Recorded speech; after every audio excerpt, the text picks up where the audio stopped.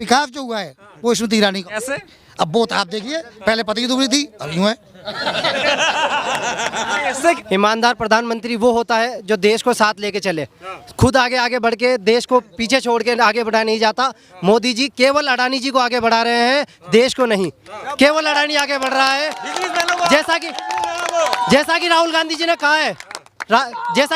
ने कहा है, उन्होंने अडानी जी, अंबानी और कई करोड़पतियों के कर्जे माफ करे गए हैं। किस गरीब किसान का कर्जा माफ करा गया है, मुझे बताइए। मोदी जी कह रहे चुनाव जिता दो, गरीबों की आय दोगुनी कर दूंगा। गरीबों को ही कर देंगे, वही तो दुगना, गरीबों को ही दुगना कर देंगे वो, आय दुगनी नहीं करेंगे वो, गरीब दुगने कर देंगे वो। युवाओं को अब की बार 2 लाख नौकरियां देंगे। अरे वो दे दिए हमको, तो हम तो बुढ़े हो गए, अब क्या नौकरियां लगेगी हमारी? अब तो बुढ़े हो गए, अब क्या नौकरियां लगवाएंगे वो? किसानी करते हो? किसानी क्या करेंगे, हम तो मजदूरी करते हैं यार। कह रहे हैं सबकी आय दोगुनी होगी। अरे हो गई मजदूरी। वादे नहीं देखे मोदी जी के राजस्थान? वादे ही देखे हैं, काम नहीं देखा है ना। वादे ही देखे हमने। 9 साल में देश की तरक्की कर दी। हाँ वो देख ली हमने कितनी तरक्की करी है। इतनी नाराजगी है मोदी से, बहुत ज्यादा नाराजगी है। जयपुर में रोड शो करने आए थे आप लोग, लाइन लगा के खड़े करने के लिए, खर्चा करने के लिए आए थे वो। मोदी जी कहते हैं कि रोड शो का सबसे पहला होता है प्रतिष्ठान के गणेश मंदिर या गोविंद देव जी से। उन्होंने गोविंद देव जी का सहारा लेकर ना कि अपने एमएलए लिए, ना कुछ लिए, ओनली अकेले क्या अपने खुद पीएम के लिए रोड शो किया गया था। अरे पीएम कौन होता है रोड शो करने वाला? यहाँ पे मुख्यमंत्री का चुनाव हुआ, पीएम क्यों आ रहा है यहाँ पे? अरे मोदी जी कह रहे हैं जैसे देश में काम किया बीजेपी ने, ऐसे राजस्थान में करेगी, इसलिए यहाँ पे रोड शो करने क्यों आ रहा है? उसको डर लग रहा है क्या वहाँ पे बैठे बैठे? वो एमएलए खूब है यहाँ के लड़ने के लिए, करने के लिए। मुख्यमंत्री मोदी आके यहाँ पे राजस्थान में वो करेगा रोड शो। हाँ कह रहे भविष्यवाणी कर दी है कि मोदी जी केवल युवाओं को धर्म के नाम पे भड़का सकते हैं और धर्म के नाम पे ही भड़का सकते हैं युवाओं को। वास्तविकता में धर्म कभी खतरे में था ही नहीं और ना होगा। लोगों की सत्ता खतरे में होती है, जिससे वो धर्म को खतरे में डाल देते हैं। सनातन बचाएंगे, बीजेपी को लाएंगे, ये कैसा नारा हुआ? आप गरीबी के ऊपर बात नहीं कर रहे हैं, महंगाई के ऊपर बात नहीं कर रहे हैं, आप धार्मिक मुद्दे बढ़ाए जा रहे हैं। रोजगार की बात कर रहे हैं यार, 2 लाख क्या बोल रहे हैं? 2 लाख रोजगार की बात कर रहे हैं। उन्होंने कहा 2.5 लाख सरकारी नौकरी दी जाएगी। कहाँ से दी जाएगी सरकारी नौकरी? इतनी सरकारी नौकरी पिछले 5 साल से, जब कह लो 10 लाख दे देंगे, वो 2.5 लाख नहीं दे पाएंगे। पिछली बार जब बीजेपी सरकार आई थी, कितने युवाओं को नौकरी मिली थी? मुझे बता दीजिए, कितनी वैकेंसियां निकली थी? एक भी वैकेंसी नहीं निकली। 18,000 कांस्टेबल वैकेंसी रोक के बैठी थी ये सरकार। 18,000 कांस्टेबल वैकेंसी थी। 6 साल हो जाते। फायरमैन वैकेंसी थी, लैब टेक्नीशियन वैकेंसी थी। ये सारी वैकेंसियां रुकी हुई थी और ये सारी गहलोत सरकार में आई है और बार वैकेंसियां निकली है। और मैं कह रहा हूँ गहलोत जी वापस आएंगे, वैकेंसियां भी वापस आएगी। अगर गहलोत जी नहीं आए तो वैकेंसी नहीं आएगी, ना ही नौकरी आएगी सरकार में। झूठे ही जुमले हैं जी। पूरा नहीं करेगी बीजेपी? नहीं करी, आज तक तो करा नहीं। इतना विश्वास अशोक गहलोत पे क्यों ज्यादा आ रहा है? इतना विश्वास इसलिए क्योंकि उन्होंने काम करा है और उसके बाद हमारे पास आए हैं। ऐसे नहीं केवल जुमले दिए हैं और हमारे पास आ गए। उन्होंने जो बोला वो करा है और उसके बाद जनता के समक्ष आए हैं। वो कह रहे लाल डायरी का मामला चल रहा है। मोदी अमित शाह कह रहे हैं जैसे सांड जो है लाल कड़वा देख के भगता है ना, अशोक गहलोत लाल डायरी देख के भग जाते हैं।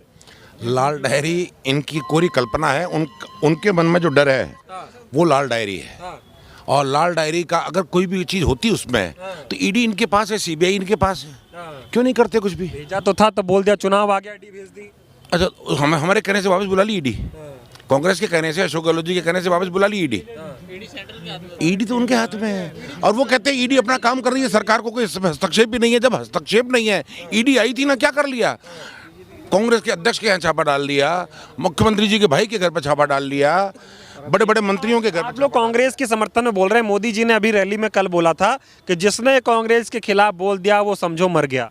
कांग्रेस के खिलाफ मर गया? कैसे मर गया? हम तो अभी तक तो मरे नहीं, हम तो और जिंदा ही हैं। और बीजेपी वाले भी यही हैं, वो भी खिलाफ बोलते ही होंगे ना कांग्रेस के, मगर वो तो जिंदा ही है।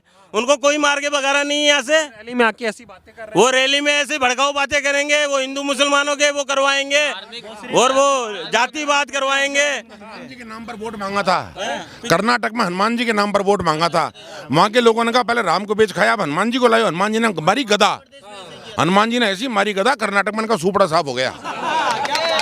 और राजस्थान में आवा करे, धर्म की बात करेंगे, यहाँ का आदमी मर्म पहचान चुका है। राजनीति का मर्म पहचान चुका है। धर्म की दोबारा बात करी ना, इनके इतने पड़ेंगे सड़ा के वोट के रूप में। ये जो कह रहे हैं ना कि फांसी की सजा दो वोट दबा करके, कह रहे हैं मैं ईवीएम का बटन ऐसे दबाओ मान लो फांसी लगे इनको। वो यही तो कह रहे हैं ना। वो ये दुर्भाग्य इस तरह की भाषा प्रधानमंत्री। अरे साहब, पहली बार प्रधानमंत्री को चांदपोल में शहर में पैदल डोलना पड़ा है 4.5 किलोमीटर। दुर्भाग्य है। यानी कि अशोक गहलोत जी ने इतना बड़ा जादू कर दिया है विकास का, आम आदमी के दिल में घुस चुके हैं। कोई अब जगह नहीं है मोदी जी को घुसने की, अब तो उनको अपने बिल में घुसना पड़ेगा। अच्छा, हाँ जी, मोदी जी को राजस्थान में में जगह खाली नहीं है आप लोग। अब कहीं जगह नहीं है, अब तो बिल में जाओ। अब तो बिल में और जा करके जो उन्होंने पाप किए हैं ना, सबसे बड़ा पाप तो देखिए, मैं शादीशुदा हूँ, मेरी पत्नी से पूछ सकते हो। अरे भाई सुनो, यहाँ अमूमन लोग शादीशुदा है, सब अपनी अपनी पत्नियों को बच्चों को रखते हैं। वो क्या करते हैं? इसके लिए त्याग दिया भाई, देश के लिए त्याग दिया पत्नी को। अमित शाह जी भी त्यागने वाले होंगे, अमित शाह जी भी त्यागने वाले होंगे। क्या कह रहे हैं? फिर कुर्सी का लालच क्यों है? त्याग दो ना देश की खातिर। सेवा कर रहे हैं कुर्सी पे बैठ के। हाँ, देश का बर्बाद कर रहे हैं। आप एक चीज बताइए, 45 साल की सबसे बड़ी बेरोजगारी चल रही है इस समय। इस 10 साल में इतना ज़्यादा गैप आ गया है बेरोजगारी का, है। अर्थव्यवस्था की क्या हालत है? आप झूठे दिखा के, आपका बिकाऊ मीडिया जो है वो उसकी हाँ में हाँ मिला रहा है, क्योंकि उनको चंदे जा रहे हैं मोटे, समझे नहीं? वो फैक्ट बताएं तो मोदी जी खुद सरकार गिर जाए इनकी, अगर फैक्ट बताने लग जाए मीडिया। मीडिया नहीं दिखाता, मीडिया नहीं दिखा रहा है। मोदी देखिए बहुमत कहाँ है? बहुमत जो उनके फेवर में बोल रहा है, बहुमत काउंट होता है।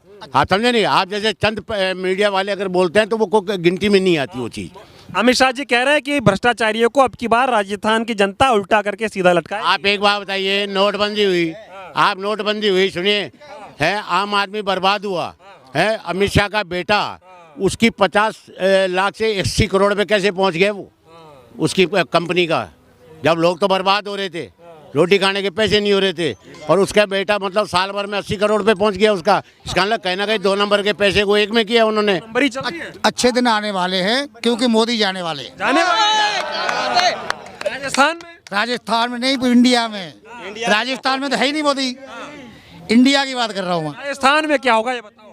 राजस्थान में कांग्रेस सरकार, यस, कांग्रेस, कांग्रेस आएगी। अपने सिद्धांत और अपनी जो योजनाएं हैं, जो लाल डायरी का के बता रहे हैं, लाल डायरी में 7 योजनाएं थी, जो जब उन्होंने पकड़ी उससे पहले उन्होंने तैयार कर दी थी, और जब उन्होंने घोषणा कर दी तो मोदी समझ में आई लाल डायरी में था क्या। ये 7 योजनाएं थी। वो कह रहे हैं उसमें भ्रष्टाचार का हिसाब। भ्रष्टाचार है 7 योजना, उनकी एफिडेविट हो रखी है, उनके पास योजना तो है नहीं, केवल लाल डायरी। ला तो दिया, अब आप लोग कह रहे हैं हमारा कॉपी कर दिया। जी सर, क्या ला दिया? वो हमारी कॉपी कर रहे हैं। मोदी जो कहते हैं ना कि सत्ताफल कुछ नहीं हुआ, तो मैं ये कह रहा हूँ जिसमें मोदी जी पढ़े वो कांग्रेस की देन, जिसमें मोदी जी घूमे वो कांग्रेस की देन, जो मोदी कपड़े पहने वो कांग्रेस की देन। अब मोदी जी ने क्या किया?